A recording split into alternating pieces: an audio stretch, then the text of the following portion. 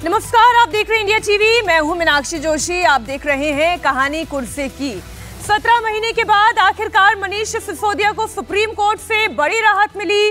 वो तिहाड़ से बाहर आ चुके हैं, बहुत एक्टिव दिखाई दे रहे हैं। आम आदमी पार्टी के कार्यकर्ताओं का जोश सुपर हाई है।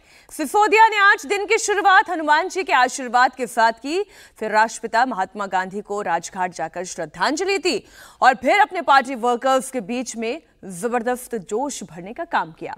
सिसोदिया ने कहा, बीजेपी ने आम आदमी पार्टी नेताओं के खिलाफ झूठे केस कराए, उन्हें संविधान और कोर्ट पर विश्वास है और जल्द ही केजरीवाल भी जेल से बाहर आ जाएंगे। अब सवाल यह है कि सिसोदिया की इस रिहाई के बाद पार्टी के भीतर क्या चल रहा है। अरविंद केजरीवाल अब कब बाहर आएंगे?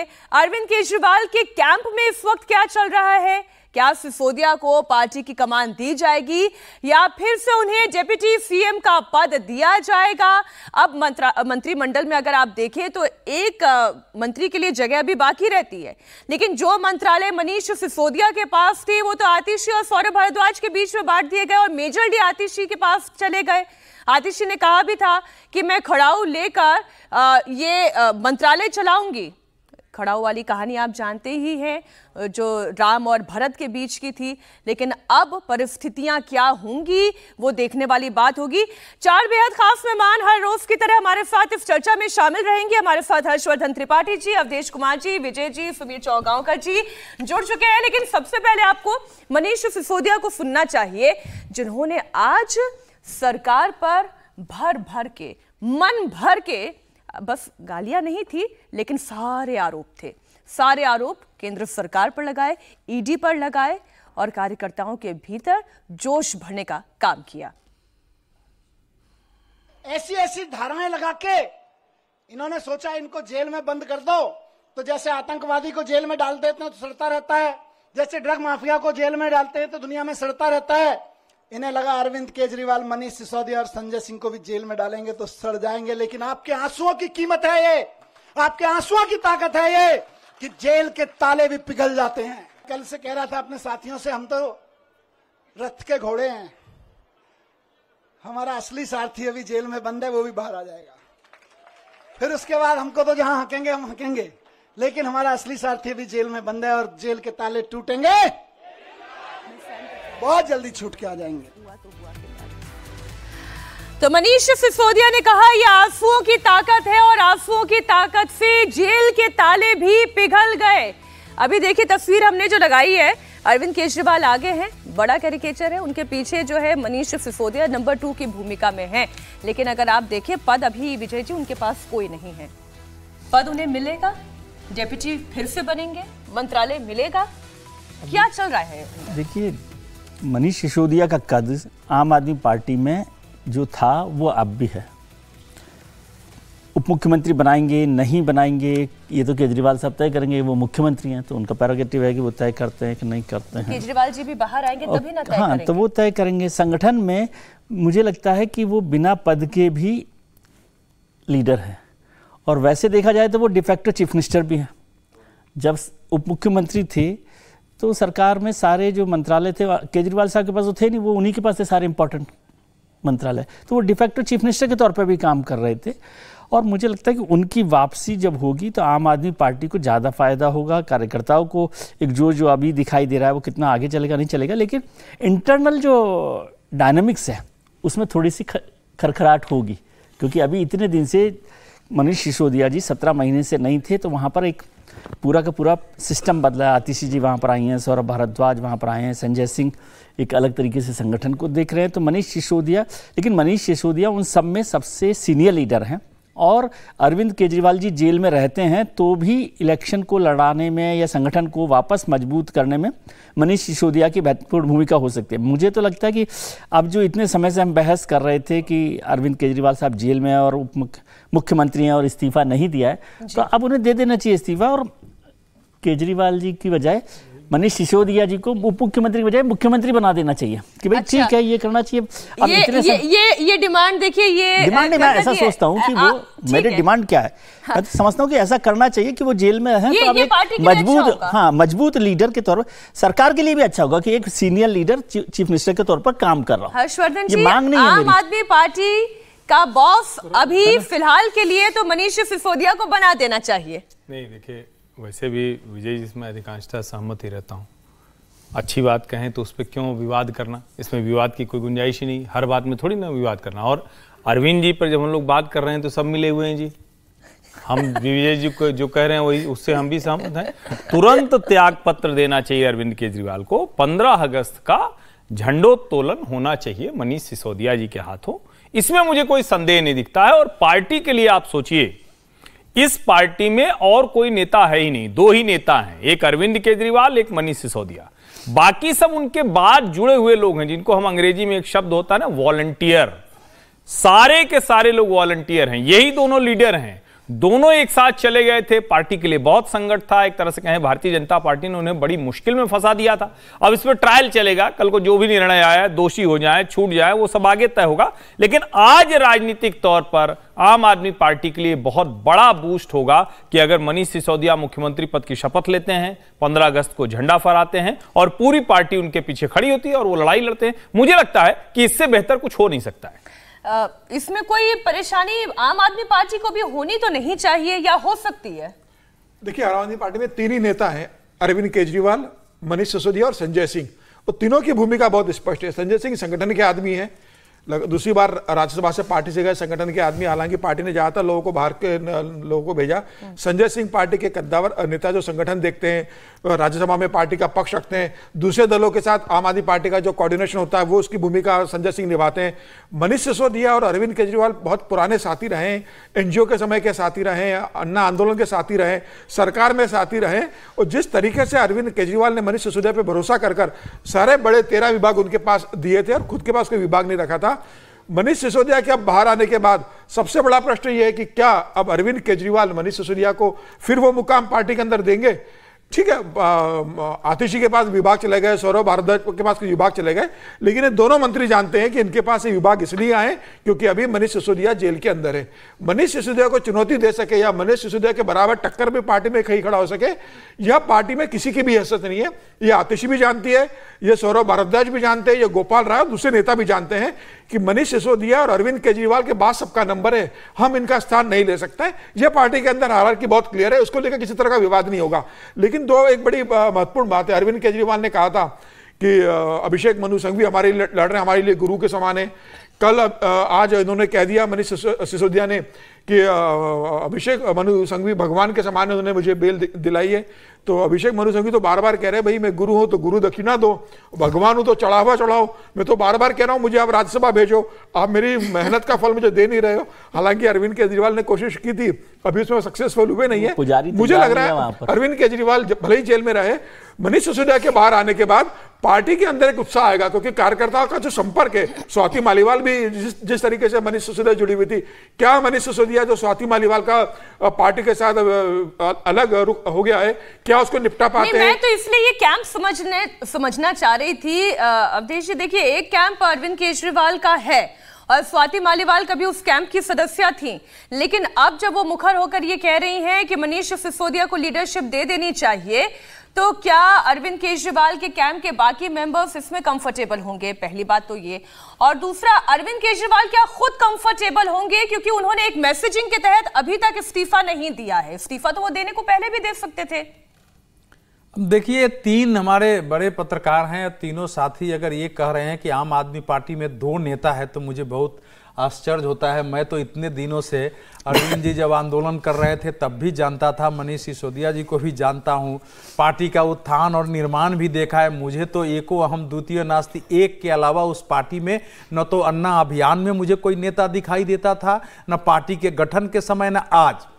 आप सिसोदिया को नेता नहीं मान रहे? नहीं, हमारे दोस्त हैं। सुनिए, सिसोदिया जी को भी पता है ना, मैं जो बोल रहा, देखो सिसोदिया शरीर के रूप में आपको अलग दिखाई देते हैं उन्होंने ना अपने को अरविंद केजरीवाल में समाहित कर दिया। अगर नहीं किए होते तो उनकी भी वही दशा होती। मालूम है कि जो प्रशांत भूषण जी हैं और योगेंद्र यादव जी हैं कैसे निकाले गए?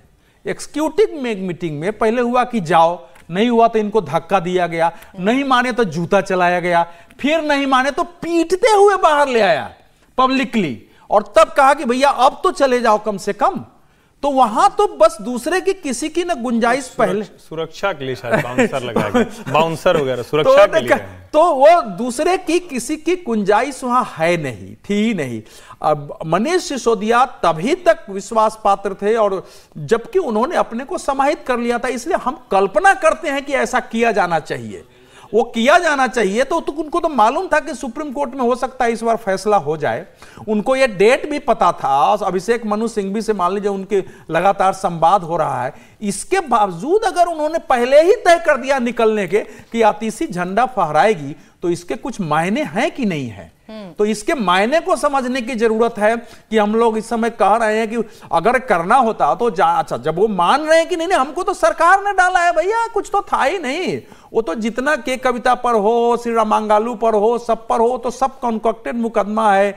जो हमारा मीडिया कम्युनिकेशन इंचार्ज था उसके जो वीडियो है वो भी बेकार है, तो हमको रिजाइन क्यों देना चाहिए जब केस मानते ही नहीं। लेकिन मुझे उम्मीद थी कि जाने के पहले मनीष सिसोदिया जी ने पहले भगत सिंह का पूरा तस्वीर लगाई थी ट्विटर पर, भगत सिंह का किया था। महात्मा गांधी जी के पास तो आज भी गए हैं, लेकिन आज भगत सिंह हमको कहीं नहीं दिखाई दिए। हनुमान जी के यहाँ गए, बहुत अच्छा किया है, लेकिन जो कुछ भाषा बोल रहे हैं मनीष सिसोदिया जी को स्वयं बैठ के मैं कह रहा हूं कि ईमानदारी के देश में स्वदेश का एक था ना कि भाई स्वदेश करेंगे, स्वराज लाएंगे। बैठ के एक बार तो मूल्यांकन करिए कि हम क्या थे, क्या हो गए और क्या होंगे अभी, कि क्या थे और क्या हो गए। आपके सारे मित्रों ने कहा कि अब मनीष सिसोदिया के साथ ये हमारा अंतिम समय है, अब उनके साथ नहीं है। आपने तो ऐसे शब्द बोल दिए, मुझे गाना याद आ गया कि क्या से क्या हो गए बेवफा तेरे प्यार में। तो ये बेवफाई है फिर तो। ये तो मनीष सिसोदिया के साथ अगर ऐलान नहीं होता है कि वो भाई कमान संभाल ले, तो मुझे लगता है कि अब अवधेश जी ने कहा है तो अरविंद जी इसको सुनेंगे और इसको स्वीकारेंगे, क्योंकि ऐसा नहीं हो सकता ना कि कोई बात आप सुने लगातार, क्योंकि लोग कह रहे हैं। अब जिस तरह से आतिशी रोई है भावुक होके, उसका भी तो कुछ संदेश आप लेंगे, पहला वाला ही लेंगे आप? वो चिट्ठी का तो संदेश हम लोगों ने ले लिया, आतिशी जी रोई है भावुक होके, तो अब तो मुझे नहीं लगता अब आतिशी जी खुद ही कह देंगे कि नहीं झंडारोहण वो करेंगे, ध्वजारोहण मनीष जी। और जो सबसे बड़ी बात है, जब आप कहते हैं कि क्या से क्या हो गए, अगर ये देखेंगे तब तो आप पार्टी के अस्तित्व पर सवाल खड़ा कर रहे हैं। आप कह रहे हैं कि भगत सिंह के साथ गए थे, अब देखिए भगत, तो आप क्या चाह रहे हैं? भगत सिंह को अब याद करें, 17 महीने तो जेल में रह गए इसी चक्कर में। अब आप क्या चाह रहे हैं, कहां तक जाएं? तो मुझे लगता है वो ठीक गए गांधी जी की तरफ, वो हनुमान जी की शरण में ठीक गए कि अब भैया बचाओ, अब जहां तक था वो हो गया। मुझे लगता है राजनीति में कई बार प्रतीकों की कोशिश होती है, जो उनको करना था कर लिया। पंजाब की राजनीति के लिहाज से, देश की राजनीति के लिहाज से कई तरह के डिसेंट ग्रुप्स को उन्हें अपने साथ रखना था, इसलिए उसके वो प्रतीक थे। बीच में बाबा साहब भी बहुत ज्यादा थे। समय समय पर प्रतीक बदलते हैं। इस प्रतीक बदलने को और तेजी से बदलने को अगर किसी ने सबसे अच्छे से उपयोग में किया है तो वो श्रीमान अरविंद केजरीवाल और उनकी पार्टी आम आदमी पार्टी। अब देखिए राजनीति में तो प्रतीक बदलते रहते हैं, लेकिन फिलहाल मीनाक्षी ऐसे नहीं बदलता है। किसी भी सरकार ने गांधी जी की तस्वीर अपने सचिवालय से नहीं हटाई थी। पंजाब के सचिवालय में आप भी गई होंगी तो अंबेडकर जी और भगत सिंह की तस्वीर लगती है। और यही दोनों पंजाब के मुख्यमंत्री और अरविंद केजरीवाल जी जब गांधीनगर जाते हैं तो गांधी जी के तस्वीर के साथ, गांधी जी के मूर्ति के साथ तस्वीर, ऐसा देश में पहले कभी नहीं हुआ। आम आदमी पार्टी की बात कर रहे हैं और हर बार कुछ नया होता है तो एक नया ये भी सही। और जब मैं बदलने की बात करी थी तो राजनीति के प्रतीक बदले ना बदले, लेकिन फिलहाल विपक्ष का जो इरादा है वो राज्यसभा के सभापति को बदलने का जरूर है। देश के उपराष्ट्रपति के बीच को लेकर और साथ ही विपक्ष को लेकर ये जो तनातनी है वो टकराव में तब्दील हो गई है और नौबत यहां तक आ गई है कि विपक्ष ने सभापति जगदीप धनखड़ को पद से हटाने के लिए प्रस्ताव लाने की तैयारी कर ली है। राज्यसभा में सपा सांसद जया बच्चन और जगदीप धनखड़ के बीच बहस हुई और बहस के बाद माहौल और ज्यादा बिगड़ गया। और अगर विपक्ष औपचारिक रूप से प्रस्ताव लाता है तो संसदीय इतिहास में यह पहली बार होगा। मैंने कहा ना, राजनीति में कुछ ना कुछ कभी ना कभी नया होता है और यह भी नया होगा। यह भी पहली बार होगा जब उपराष्ट्रपति को हटाने की पहल विपक्ष कर रहा होगा। जानकारी के मुताबिक प्रस्ताव पर विपक्ष के नेताओं के सिग्नेचर का काम भी शुरू हो चुका है। विजय जी, अब इस तक नौबत आ गई है।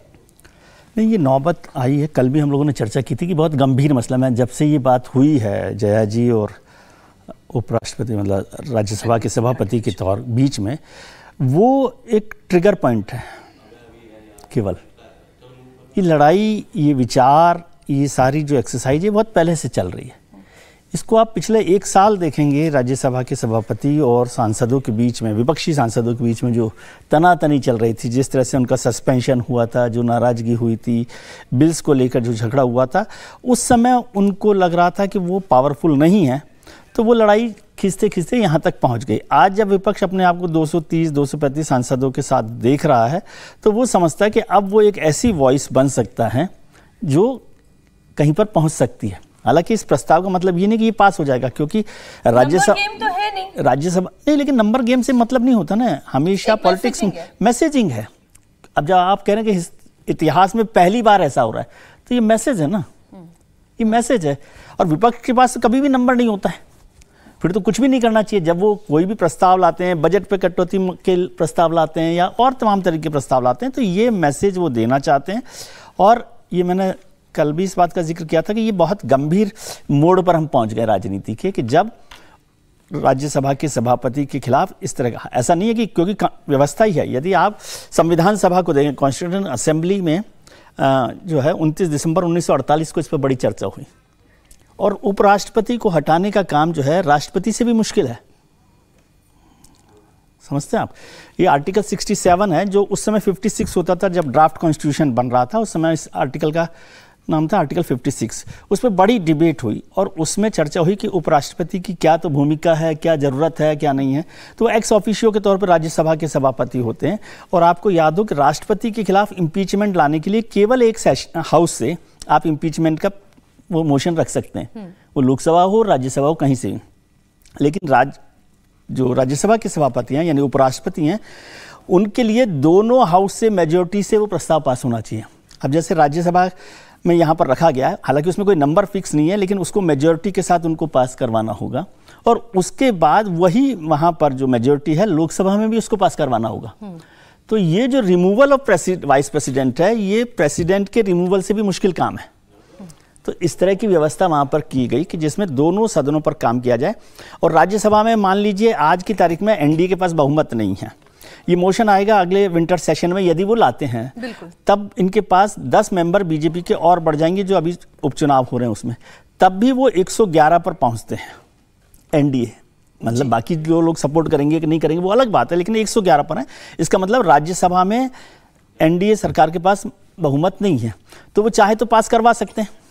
होगा कि नहीं होगा जरूरी नहीं है, क्योंकि सरकार भी तो अपनी कोशिश करेगी। उसमें बहुत सारे लोग हैं जो इंडिया ब्लॉक के साथ नहीं हैं, उनके पास 101 ही है नंबर, तो वो कैसे होगा। और लोकसभा में तो खास तौर से बहुमत है ही नहीं। ये करना, आप कह रहे हैं ये करना तो लगभग नामुमकिन, लेकिन वाइस प्रेसिडेंट के खिलाफ या चेयरमैन के खिलाफ मोशन लाना एक गंभीर राजनीतिक संकट की ओर भी हमको ले जा रहा है। ये केवल आसान बात नहीं है जिसको तनातनी थी हर्षवर्धन जी, और ये ऐसी टकराव में तब्दील हुई कि महाभियोग की तैयारी हो गई। इतनी इस स्तर तक राजनीति क्यों आ गई? गलती किसके? पॉइंट आउट कहां करें, किससे करें? जगदीप धनखड़ को करें, जया अमिताभ बच्चन को करें, किसे कहें? नहीं देखिए, कल हम लोग बहुत लंबी चर्चा इस पर कर चुके हैं और मैं बहुत स्पष्ट और दृढ़ मत का हूं कि सरकार कई मायने में अब चूक जा रही है। उसको कैसे सरकार काम करती है कुछ दिन याद रहता है, फिर भूल जाती है। एग्रेसिव पॉलिटिक्स के बिना आपका गुजारा नहीं होने वाला है। और जो विजय जी कह रहे हैं उसको मैं आगे थोड़ा सा करूं। जब आप प्रोटेम स्पीकर बना रहे थे, कोई वजह ही नहीं थी, कोई उसमें कुछ ऐसी चीजें ही नहीं थी, लेकिन राहुल गांधी की अगुवाई में कांग्रेस ने तमाशा किया, हंगामा किया, अराजकता की। शुरुआत ही स्तरहीनता से सदन की हुई। जब सदन शुरू हो रहा है तो कोई मतलब नहीं था, लेकिन संविधान की कॉपी लहराते सोनिया जी, मल्लिकार्जुन जी, सोनिया गांधी कहना चाहिए कि नहीं कहना चाहिए? सोनिया गांधी तो आप कहेंगे ना?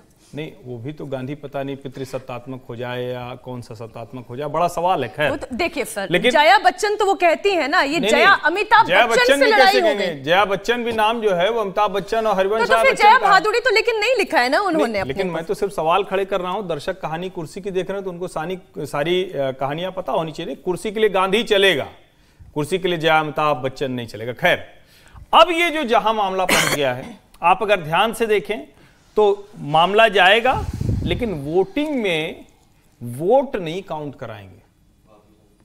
अब सरकार को यह तैयारी करनी पड़ेगी कि वोट कैसे काउंट हो और कैसे यह पता चले कि किसके पास कितने नंबर। जो विजय जी कह रहे हैं बिल्कुल ठीक बात कह रहे हैं, और यह तैयारी ही यही। अगर आप पूरा देखें जो स्ट्रक्चर चला है चुनाव के समय से लेकर अभी तक, बार बार आपको याद होगा जब सदन का आखिरी सत्र था, मणिपुर का मसला था, प्रधानमंत्री आए, बोले कि बहुत देश पर यह कलंक है, धब्बा है, हम सबको बड़ी पीड़ा है। उसके बावजूद हुआ 5 दिनों तक तो यही नहीं तय हो पाया कि वो कैसे बात करना चाहते हैं, किस नियम के तहत बात करना चाहते हैं।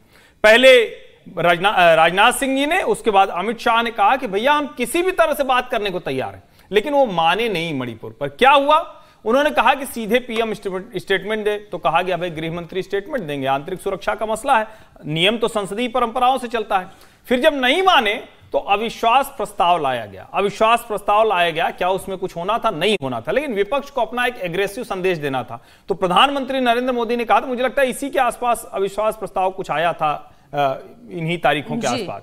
तो प्रधानमंत्री ने एक बात कही थी कि 28 में जब आप फिर अविश्वास प्रस्ताव लाइएगा तो पूरी तैयारी के साथ आइएगा। तब प्रधानमंत्री बहुत ज्यादा आत्मविश्वास में थे। सरकार 303 के भाजपा और 353 के एनडीए वाली थी। मुझे लगता है अब वो समय रहा नहीं, ये अब स्पेस नहीं है, गुंजाइश नहीं सरकार के पास कि वो छोड़ते हुए चले। और मेरा स्पष्ट मानना है धनखड़ जी को उसी वक्त निलंबन की नोटिस पकड़ानी चाहिए थी। धनखड़ जी से चूक हो गई है। आप सरकार चला रहे हैं तो सरकार चलाने का एक तरीका होता है, अगर आप आक्रामक व्यवहार नहीं करेंगे तो चाय पार्टी में प्रधानमंत्री नरेंद्र मोदी थोड़ा गंभीर भाव में बैठे हैं और राहुल गांधी मुस्कुरा रहे हैं, तो कांग्रेस की आईटी सेल चला देगी कि देखिए मुस्कुराने के लिए भी थोड़ा साहस चाहिए, वजह चाहिए। कौन सी तो तस्वीर इसलिए जो है आपको सोचना पड़ेगा, क्योंकि छोटी से छोटी चीज पर किसी भी जगह जाया जा सकता है। तो आप इस राजनीति को समझिए। और मैं फिर कह रहा हूं, देखिए मुझे नहीं पता सभी दर्शकों ने वो तस्वीर देखी है या नहीं देखी है। जिस तस्वीर के बाद हर्षवर्धन जी कह रहे हैं एक सोफे पर ओम बिरला बैठे हुए हैं, उन्हीं के बगल में प्रधानमंत्री नरेंद्र मोदी बैठे और बगल वाले सोफे पर राहुल गांधी। वो फॉर्मेलिटी होती है, हाउस खत्म होता है तो प्रेसिडेंट जो स्पीकर हैं और राज्यसभा सभापति हैं अपने। मुझे ब्रेक के लिए सर रुकना होगा